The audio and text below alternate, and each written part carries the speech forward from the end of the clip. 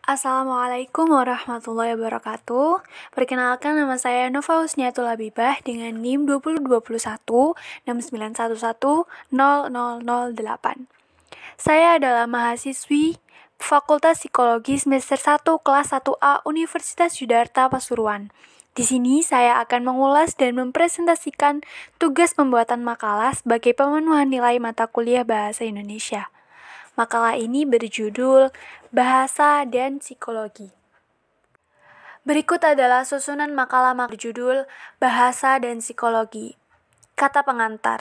Puji syukur kehadirat Allah Subhanahu wa Ta'ala yang telah memberi rahmat, hidayah, serta inayahnya. Juga mengucap syukur atas limpahan kesehatan sehingga kami dapat menyelesaikan makalah yang berjudul Bahasa dan Psikologi ini tepat waktu.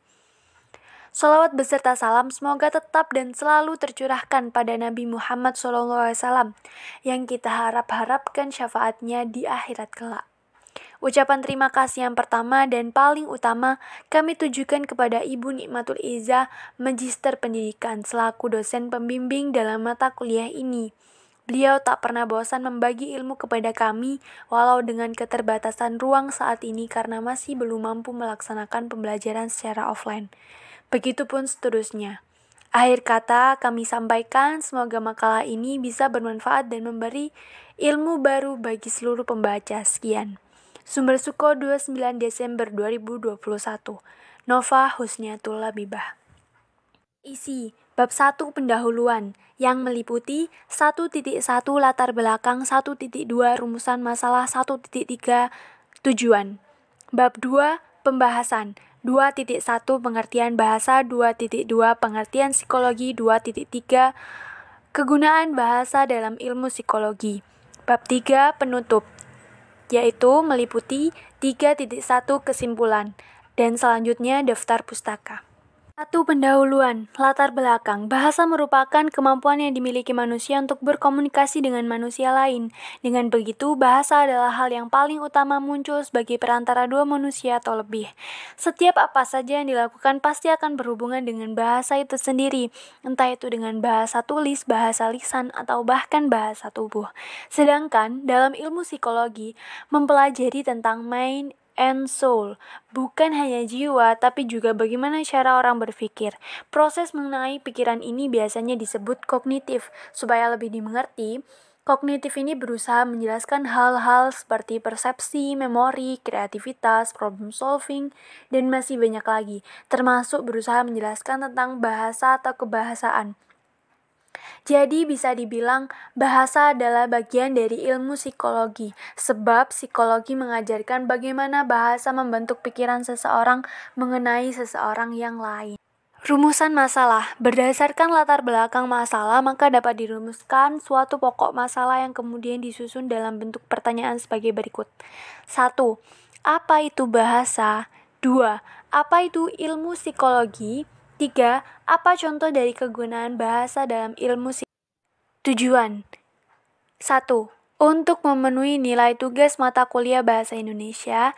2. Untuk menambah wawasan tentang bahasa dan ilmu psikologi. 3. Untuk mengetahui contoh dari kegunaan bahasa dalam ilmu psikologi. Bab 2 Pembahasan 2.1 Pengertian bahasa.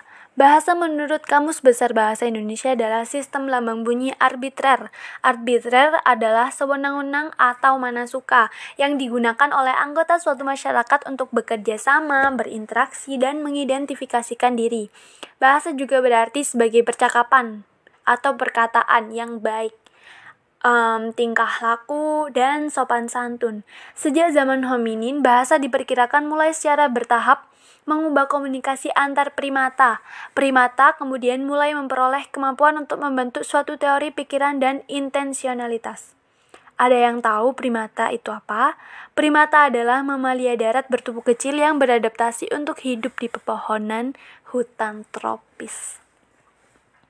Perkembangan tersebut terkadang diperkirakan bersamaan dengan meningkatnya volume otak, dan banyak ahli bahasa berpendapat bahwa struktur bahasa berkembang untuk melayani fungsi sosial dan komunikatif tertentu. Bahasa diproses pada banyak lokasi yang berbeda pada otak manusia. Seperti di Indonesia, terdapat bahasa yang kita gunakan untuk berinteraksi sosial, yaitu bahasa Indonesia. Dalam hal ini, bahasa Indonesia memiliki pedoman atau tatanan bahasa yang baik dan benar. Pedoman bahasa Indonesia itu digunakan untuk memberitahu bagaimana cara penyampaian bahasa itu sendiri agar dapat diterima dengan baik oleh manusia lain, baik itu bahasa secara lisan maupun tertulis. Oleh karena itu, perlu memahami teori atau pedoman bahasa, terutama bahasa Indonesia, untuk memperluas wawasan terhadap bahasa Indonesia dan bahasa lain, juga sebagai alat untuk memperbaiki kemampuan dalam penyampaian sesuatu.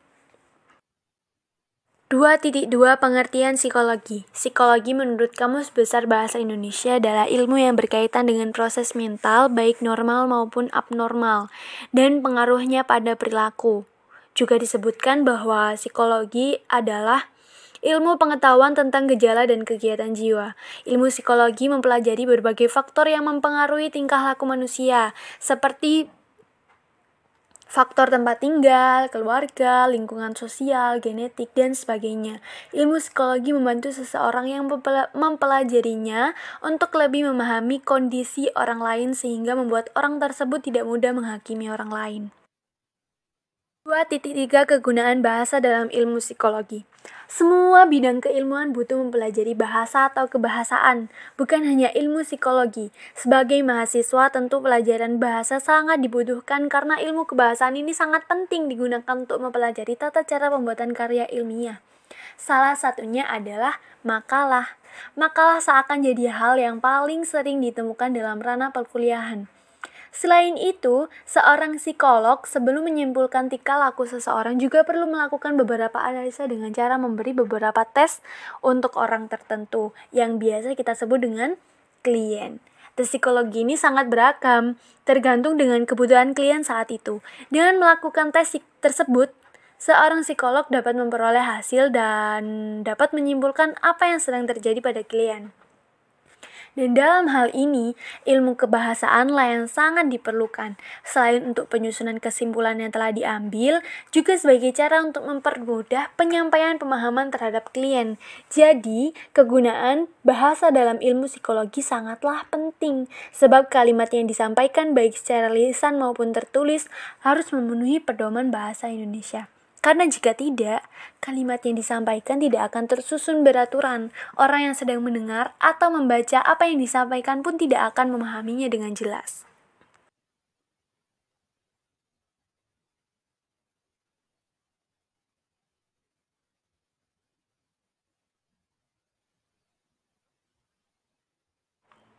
Bab 3 Penutup 3.1 Kesimpulan. Kesimpulan saya ambil dari poin-poin pembahasan di atas, jadi tidak perlu saya perjelas lagi. Mungkin itu saja yang dapat saya sampaikan dalam pertemuan kali ini. Mohon maaf apabila ada kesalahan kata baik yang tertulis maupun dalam pengucapan saya. Semoga apa yang saya sampaikan dapat diterima dengan jelas dan memberi manfaat kepada semuanya. Akhirul kalam, wassalamualaikum warahmatullahi wabarakatuh.